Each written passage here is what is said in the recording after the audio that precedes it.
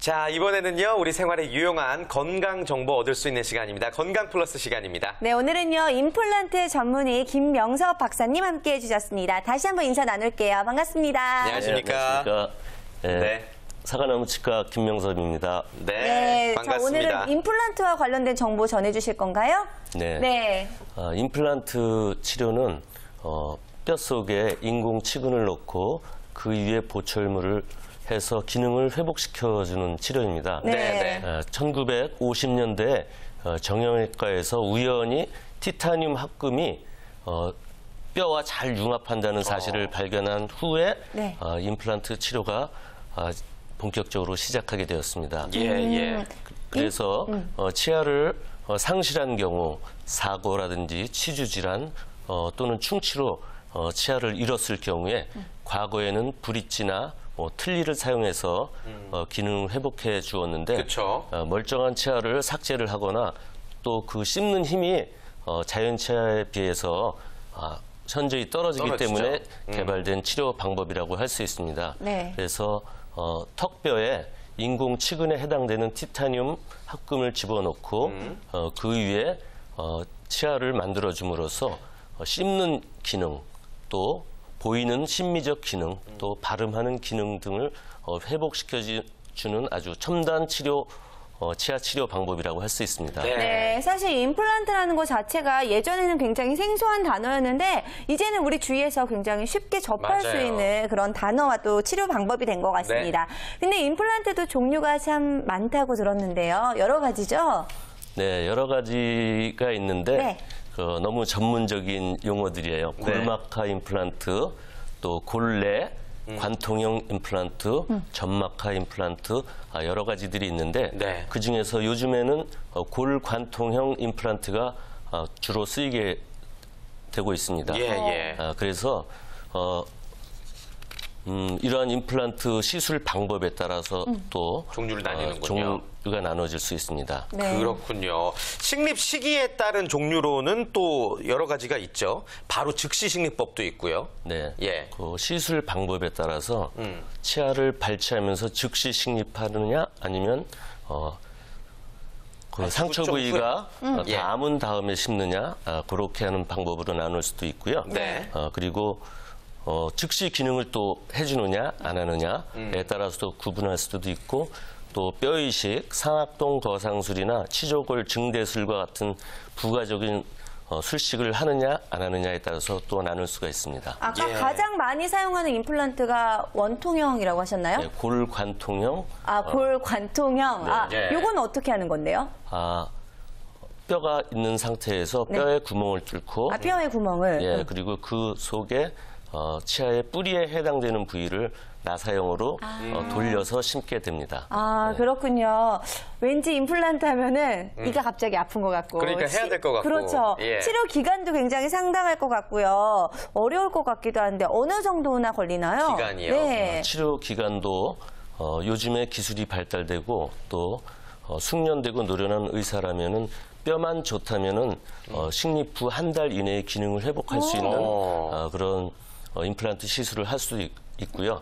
전통적인 방법으로는 아래 턱뼈의 경우에 2 내지 3개월 정도, 그리고 위에 턱뼈 같은 경우는 3 내지 4개월 정도의 치료 기간이 소요됩니다. 그럼 먼저 심어 놓고 나서 나중에 이제 위에 씌우는 건 거예요? 네, 그렇죠. 전통적인 방법은 심고 나서 치유 기간을 기다리고 그 후에 보철물을 해놓게 되는데 요즘에는 심자마자 기능을 회복시켜주는 치료도 시행되고 있습니다.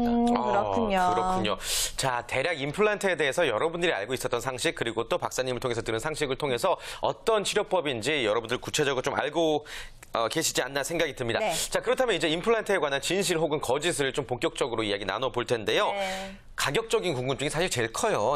어느 정도 치료비 우리가 생각하면 될까요, 개당? 얼마 전에 보건기관에서 조사한 바에 의하면 임플란트 치료비가 100만 원부터 한 400여만 원까지 다양하게 조사되었습니다. 편차가 크네요. 네, 그렇죠. 치과를 선택해서 임플란트 시술을 받을 때 너무 가격으로 좌우되면은 좀 안 좋을 수 있습니다. 모든 병원이 그런 것은 아니겠지만 치료비가 생각보다 현저하게 싸다.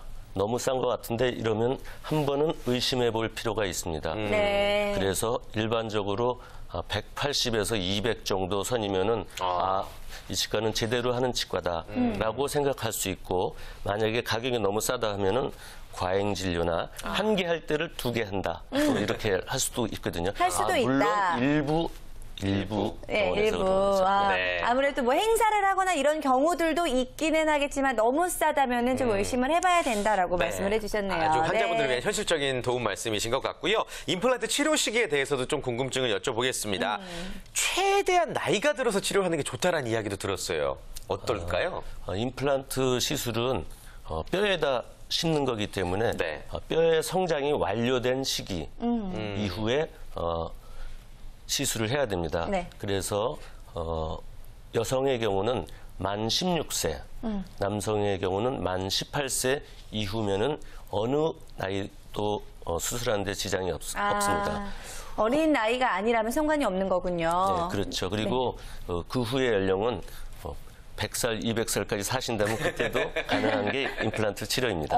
네. 많이 어른이어도 상관이 없는 거죠? 네, 맞습니다. 네, 좋습니다. 저도 또 궁금한 것 중에 하나가 임플란트 시술을 받게 되면은 그 이후에는 이 치아가 영구적으로 또 사용을 할 수 있는 건지도 궁금한데요. 네, 세상에 영구적인 게 있나요? 없는 것 같아요. 없는 그렇죠. 것 같아요. 예. 맞습니다. 임플란트도 영구적이진 않고요. 네. 아주 좋은 치료이고 완벽에 가까운 치료이지만 관리 소홀 또는 함부로 사용한다면은 역시 수명에 지장이 있을 수가 있습니다. 그렇군요. 그렇군요. 네. 관리를 꾸준히 잘 해야지 반영구적으로 또 사용을 할 수가 있겠군요. 네, 네, 맞습니다. 알겠습니다.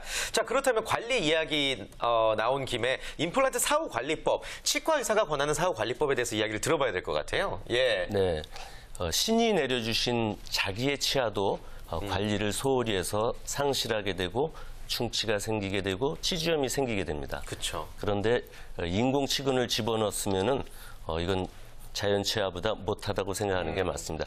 물론 그 기능과 또 씹는 힘 거의 자연 치아에 유사하지만 관리를 잘못한다면은 자연 치아보다 못할 수도 있어요. 네. 그리고 자연 치아는 생리적으로만 관리하면 되지만 임플란트는 기계적인 요소가 있기 때문에 신경 써야 될 부분이 많습니다. 그래서 자연 치아보다 더욱더 철저한 관리, 예를 들어서 치간 칫솔, 또 치실, 그 외에 구강 위생용품을 사용해서 항상 보철물 주위를 청결하게 유지시켜주는 것, 그것이 임플란트를 10년, 20년, 30년 평생 쓸 수 있는 노하우라고 할 수 있습니다. 일단 네. 청결하게 관리하는 것이 가장 중요할 것 같고요. 수술하고 나면은 피도 많이 나고 아프다고 맞아요. 들었는데요. 이 수술하고 나서는 어떤 관리가, 직후의 관리는 어떤 게 필요할까요? 네, 우리가 잘못 알고 있는 상식이 임플란트 시술은 많이 아프다라고 생각하지만은 치아를 빼는 정도의 통증, 그나마도 마취를 잘 하면은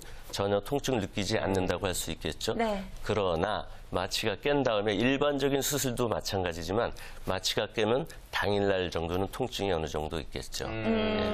그럴 때는 조심해야 될 것들 있을까요? 거주 막 물고 네, 있던데. 치아를 발치했을 경우와 똑같다고 생각할 수 있습니다. 네. 또는 부종, 다시 말해서 부는 것을 예방하기 위해서 냉찜질이라든지 아니면은 피가 나는 것을 막기 위해서 빨대로 음식물을 먹지 않는다든지 또 위의 어금니 같은 경우에는 코를 풀지 않는다든지 하는 의료진의 그 주의사항을 잘 따르면 큰 문제가 없을 거라고 생각합니다. 네. 그렇군요.